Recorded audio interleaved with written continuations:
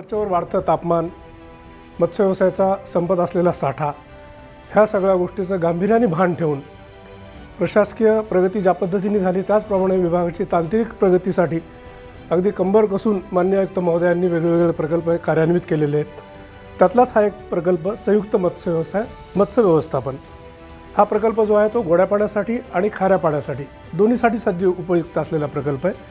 त्यातला आपण मरीनसाठी जर आपण म्हणू तर संयुक्त सागरी व्यवस्थापन अशा प्रकारचा हा प्रकल्प राहील। तर नुकतेच आता आर्टिफिशियल रीफ्स कृत्रिम जैवभित्तिका आपण डिप्लॉय केलेल्या आहेत सर्व ठिकाणी। ह्यामध्ये असं अपेक्षित आहे आपल्याला की ह्यातले मूळ भागधारक जे आहेत म्हणजे स्टेक होल्डर्स हे आमचे खरे मच्छीमार बांधवच आहेत। ह्यामध्ये ह्यांनीच ह्याची सुरक्षितता, दक्षता आणि हे कशा पद्धतीने ह्याचं चांगलं कार्यान्वयन होईल ही सर्व काळजी आमच्या सर्व मच्छीमार बांधवांनीच घ्यायची आहे।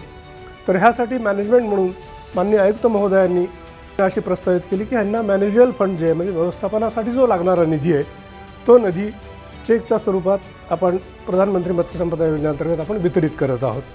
ह्या कार्यक्रमाला आपलं सर्वांचं सहकार्य लाभणं हे अपेक्षित आहे आणि ह्यामधूनच आपण मत्स्य व्यवसायामधील संवर्धन हा संकल्पना जी आहे की कन्झर्वेशन हा आस्पेक्ट आपल्यामध्ये थोडा मागे पडलेला आहे, गोड्या पाण्यात असो किंवा खाऱ्या पाण्यात असो।